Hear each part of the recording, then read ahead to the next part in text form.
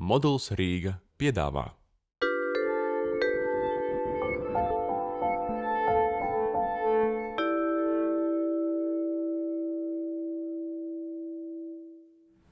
Vai viegli būt izdevējiem? Droši vien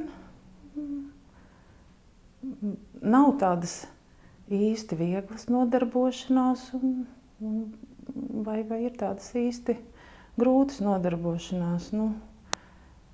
Jebkura lieta, ko dara ar interesi, dara ar prieku, droši vien ar kādu noteikti tiekšanos, uz varbūt vēl neapzinātu mērķi, tāpēc tas sagādā šo prieku.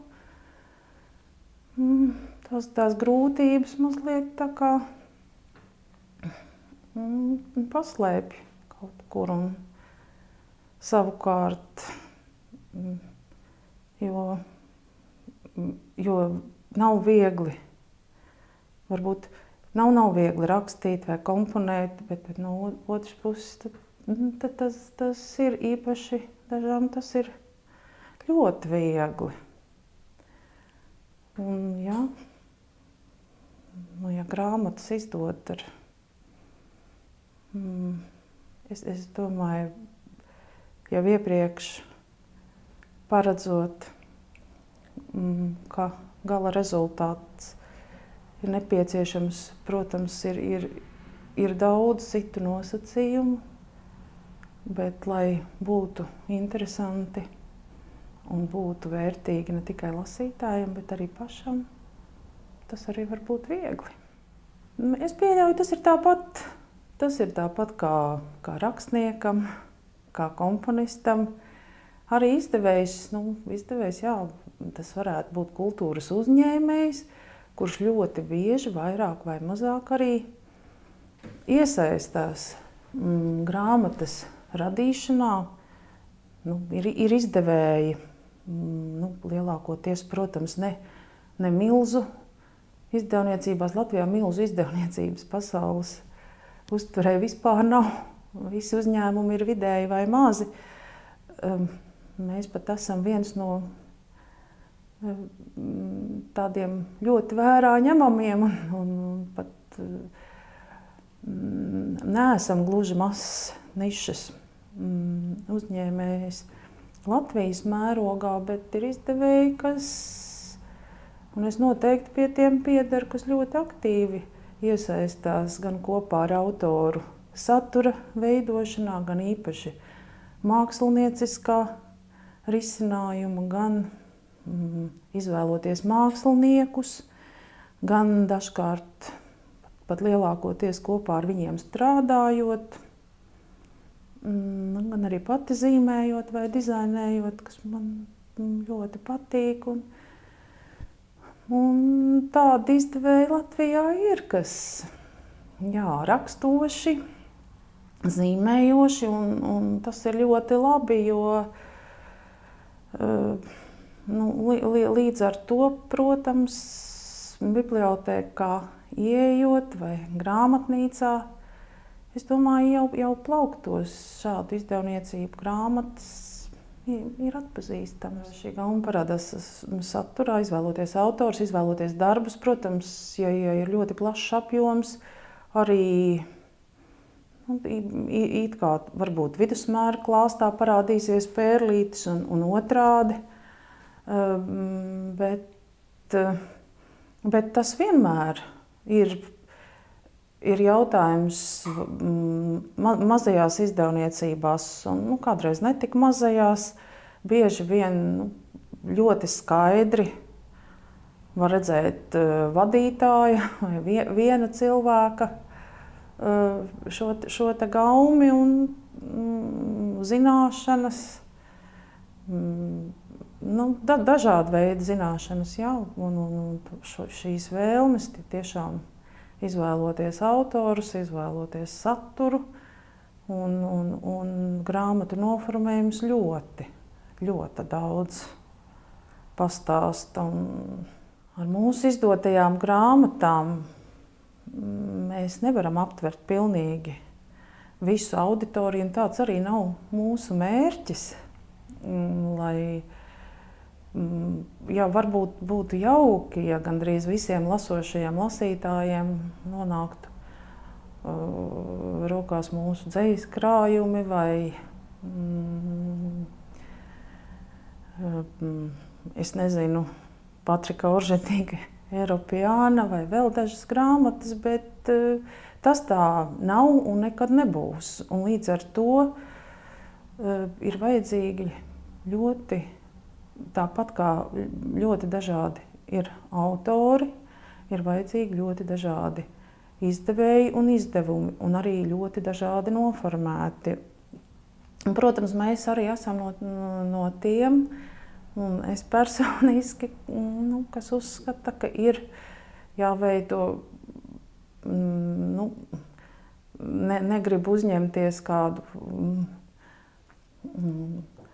te didaktiski kādu mācīt, un ka jāveido literārā gaume vai kas tam līdzīgs, vai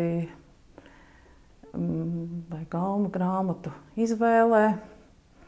Bet vismaz par māksliniecisko noformējumu atbilstoši saturam un par māksliniecisko šo te novērtējumu, un lai lasītājs iemācītos to pieņemt vismaz, ja ne iemīlēt un saprast. Protams, ir lasītāji, kam tas ļoti patīk. Tieši gribēju jautāt par to izdevēju darbības īpatnību. Un man šķiet, ka tas ir tomēr raksturīgi grāmatu izdošanai. Atšķirībā no citiem līdzīgiem uzņēmējdarbības veidiem, kaut vai mūzikas izdošanu vai mākslas izstāžu organizēšanu, kas viss ir vērsts tomēr uz šī brīža aktualitāti. Un neizdodas, nekas aizmirsīsies, paies, darīs kaut ko labāku, bet grāmata tās kļūdas paliek uz gadsimtiem. Un to ir atzinuši arī visi digitālo izdevumu apcerētāji un teorētiķi, ka viss internetu un e-grāmatu formāts tomēr daudz vieglāk viņu ir pazaudēt, sabojāt, aizmirst, un grāmata paliek 300 gadus, un nekas ar viņu īpaši nenotiek. Jā, grāmata paliek, tā atbildība, protams, ir ļoti liela. Mūzikā, tāpat bija skaņu plates, kompaktdiski, arī, bet ieraksti arī var būt dažādi, bet grāmata ar visām gan noteiktām tādām lietām, kā vispār, kas šajā gadsimtā, šajos gados, kas ir bijis aktuāls, kādi autori ir izdoti, kā šīs grāmatas ir bijušas. Protams, kā ir tas viss mazliet apauga ar mītiem, ar leģendām, un mēs zinām, ka vēsturi jau tomēr mēs visi veidojam, un tie ir stāsti. Un ir daudzi skaisti piemēri un daudzi skaisti stāsti. Ir Zelta ābeles stāsts un ir Gapera stāsts un Gulbja apgāds un noformējumi. Un noformējumi droši vien, kā par 90. gadu un gadsimta mijas noformējumiem būs, ja vispār vēl šādus stāstus izdosies apkopot, un ja pasaulē vēl šādas lietas interesēs, pēc dažiem desmitiem gadu arī būs savs stāsts. Mēs arī esam centušies šo stāstu pastāstīt, kā jau katrā jubilejas reizē izstādē Akadēmiskajā bibliotēkā, kur katru gadu notiek it kā visas Latvijas gada grāmatniecības ražas šī pārskata izstāde. Mēs esam 25 gadus centušies pārskatīt, un tas pārskats ir tāds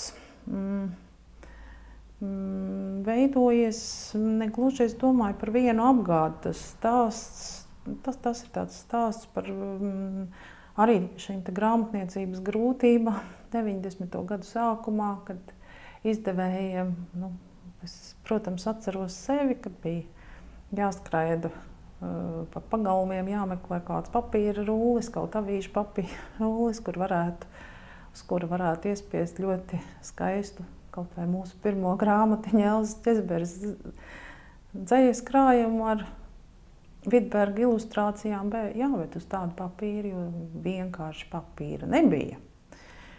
90. gadu, īpaši 90.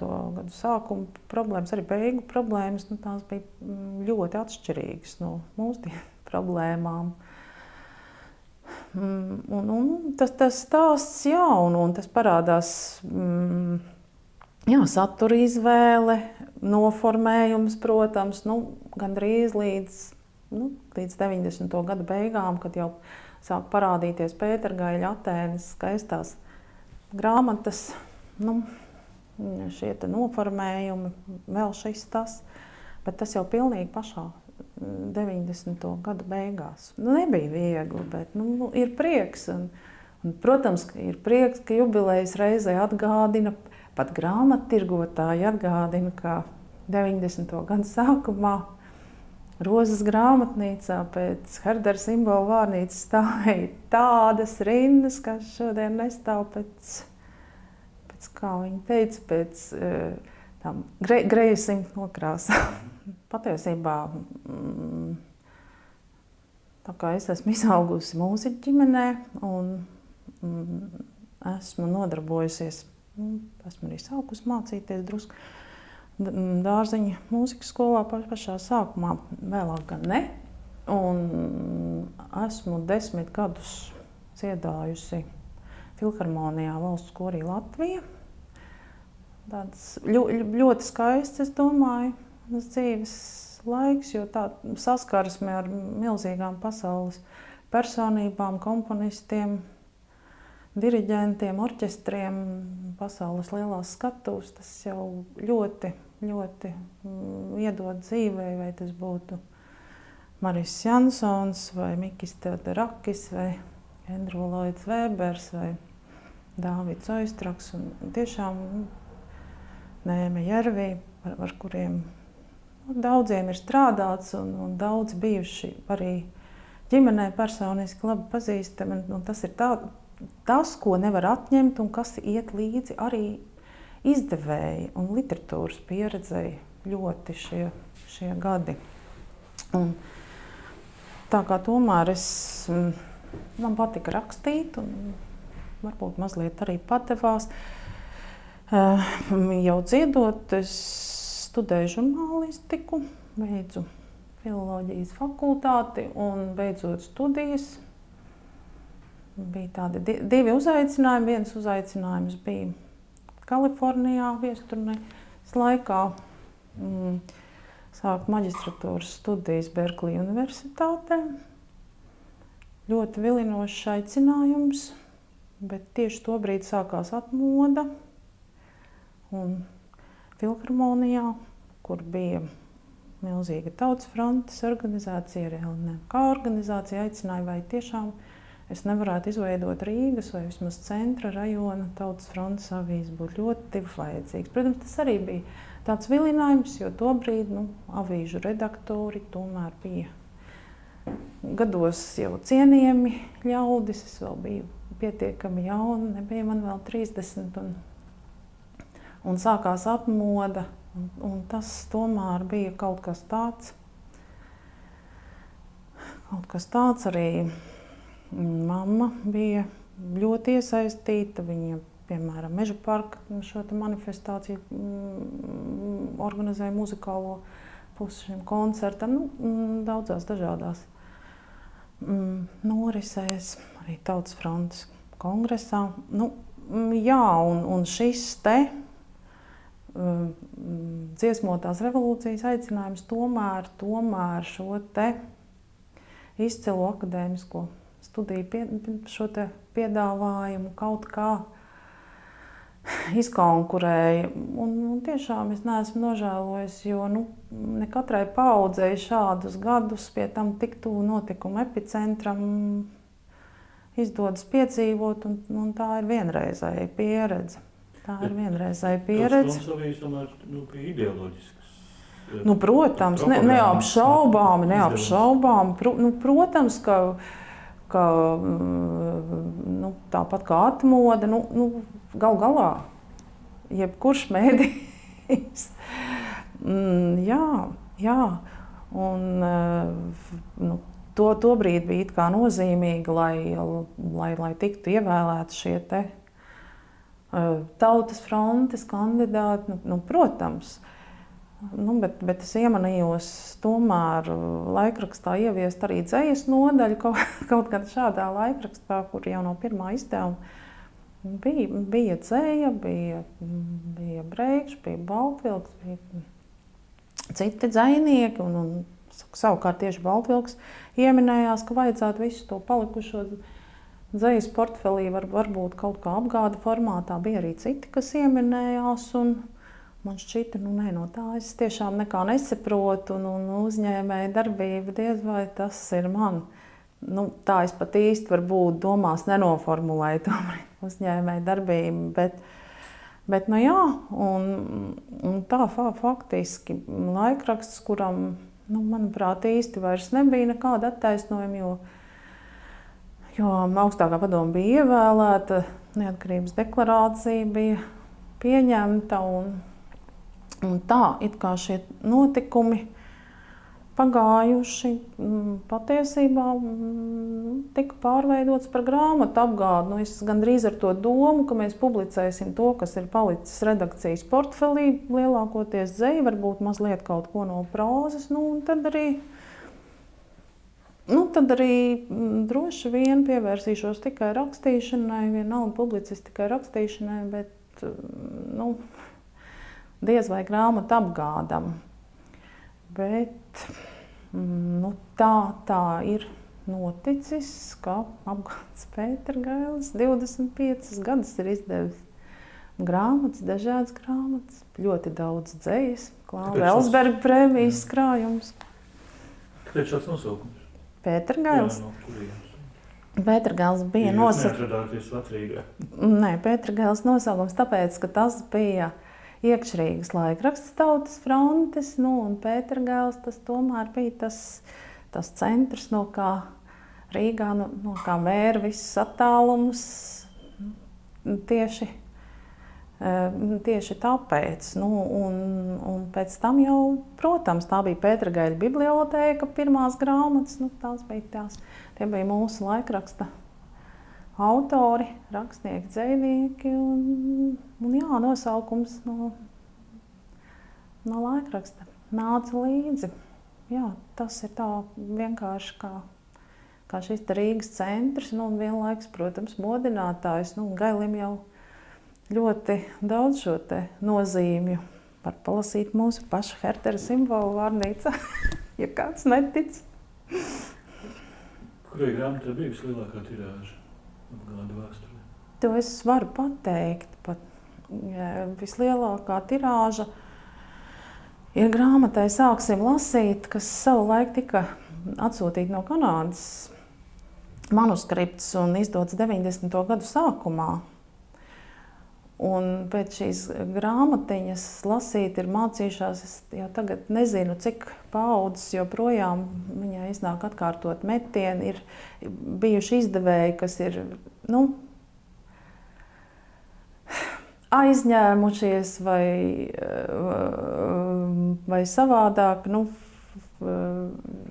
šo te grāmatu varbūt pamainījuši gaļa virzienu uz vāka, ABC. Kaut ko tādu, kādreiz ir grāmatu tirgotāji teikšu, bet taču to grāmatu ir vēl kāds izdevis un tā, bet tā ir. Bet tas vienkārši liecina, mēs jau zinām, ka grāmatu zakšana tas arī ir kaut kas veikalā. Tas nav gluži tas pats, kas nozagt varbūt zelta ķēdīt vai mobīlo telefonu. Un tur ir kaut kāds varbūt drusku pozitīvs piesitiens arī, tā kā mēs spriežam, ka šī grāmata tiešām ir ļoti, ļoti vērtīga un ir tik milzum daudz par viņu labu atsauksmi gan no vecākiem, gan no skolotājiem, gan no bērniem. Jā, tā ir tā dīvaina, jo tā nav skolas mācību grāmata, tas nav arī kaut kāds daļliteratūras dižpārdoklis, tā ir mazajiem. Bet priecēju, ka tā ir šāda grāmata, jā. Sāksim lasīt. Un, ja iemācītos lasīt, ja šo lasīt prasmi vēl attīstītu un pēc tam nonāktu līdz tādai savai bibliotēkai nepieciešamai katrs, tas būtu ļoti skaisti. Man šķiet, ka latvieši joprojām lasa, protams, lasa daudz mazāk, jo tāpat kā citur pasaulē, kā citur Eiropā, šīs te daudzās izvēles, internets, interneta portāli, ziņas, protams, tas, ka laiks kļūst, laika kļūst mazāk, 24 stundas kļūst īsākas, maina arī šos te lasītāju paradumus un nav jau. Mēs to redzam dažādos veidos. Lasīšana ir viens no veidiem, kā šo te laiku mazliet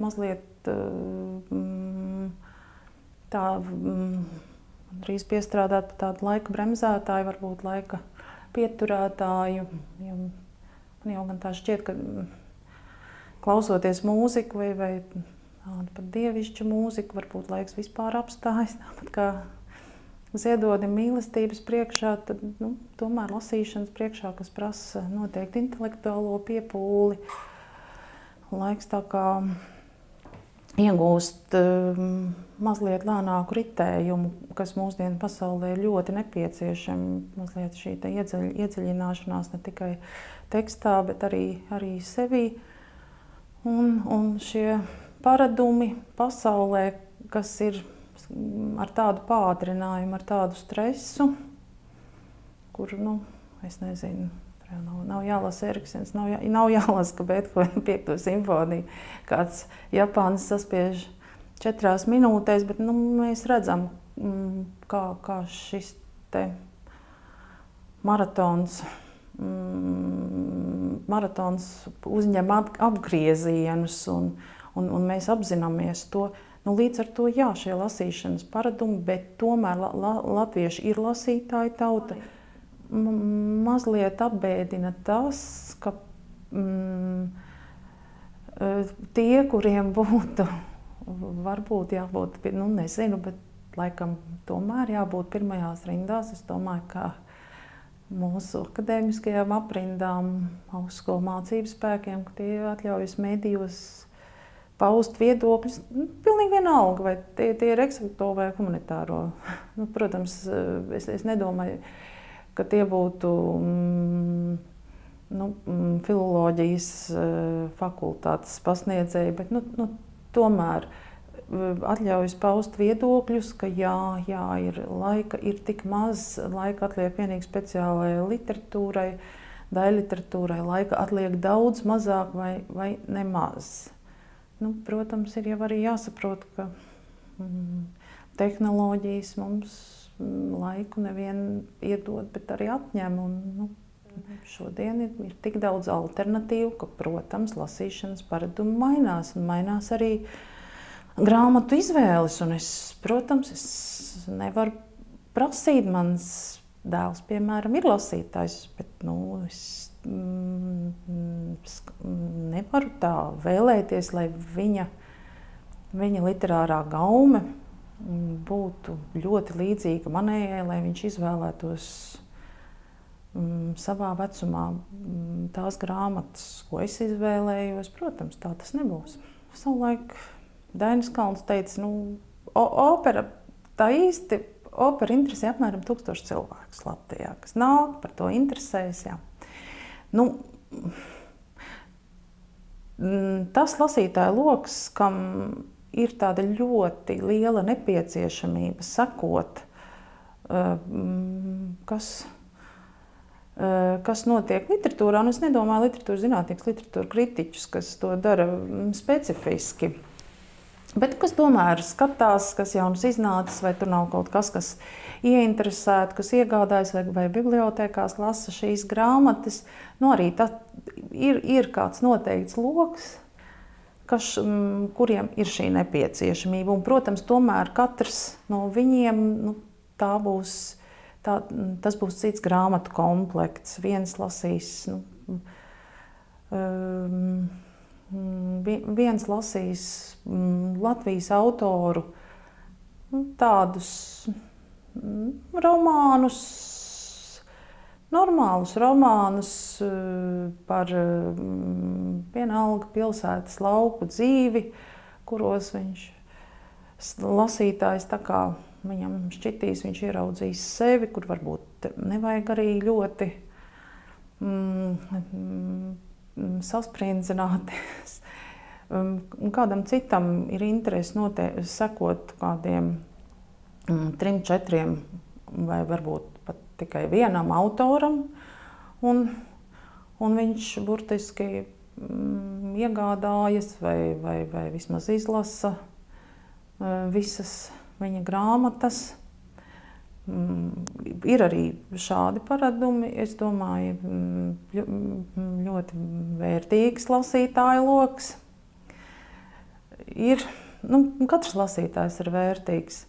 Ir, protams, tādi, kas ir pilnīgi nejaušie lasītāji, kas, piemēram, ieklīst Ķīpseles grāmatu hallē kaut kā gandrīz nejauši, kaut gan jau aizvien mazāk ir šo nejaušu apmeklētāju. Tomēr lielākoties nāk meklēt noteikti izdevniecību, noteiktas grāmatas, kaut ko tādu, un skatās, jā, tas varētu būt tā interesanti, tas varētu būt vakarā pirms aizmigšanas, kaut kas tāds, un arī tur nav nekā slikta.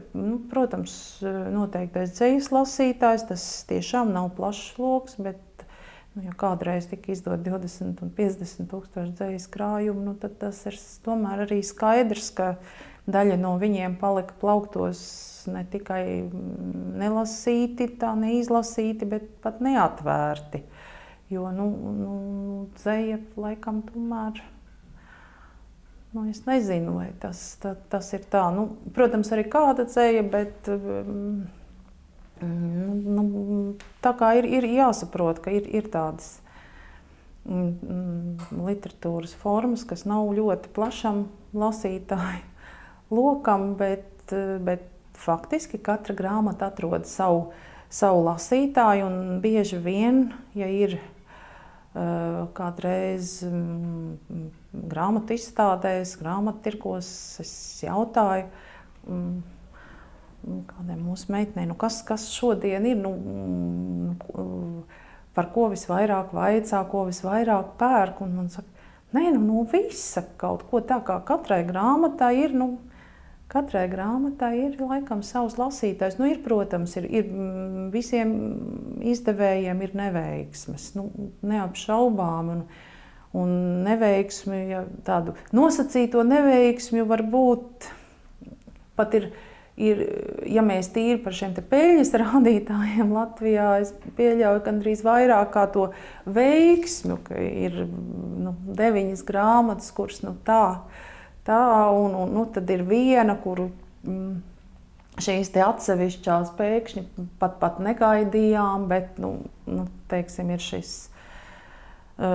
šī interese par grāmatām, tā kā savu laiku es minēju, piemēram, par simbolu vārnīcu, kad tas ir patīkams tāds piemērs, bet tobrīd ir jāsaprot, ka šādas literatūras Latvijā arī nebija. Mēs bijām celmlauži.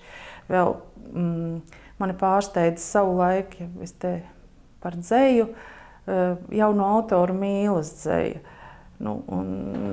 Tobrīd tie tiešām nebija plaši pazīstami autori. Šobrīd mēs zinām, bija Andris Akmentiņš jau un Jansoni, kuras vairs nav, bija Ramba. Nu, mazs krājumiņš, nepretenciozs, bet ļoti ieinteresēja lasītājus. Un tas bija tāds pārsteigums, tiešām pārsteigums. Nu, mēs esam, tomēr ir saprotams, lai cik latvieši tiek uzskatīti par pragmātiķiem un pragmātisku tautu. Nu, bet mēs tieši tāpat, arī tāpat kā vācieši, esam ļoti sentimentāla tauta. Un, jā, tā pielietojumā daļai auditorijas, laikam tas ir nepieciešami. Varbūt tas pat nav tas, es nezinu, tas sliktākais.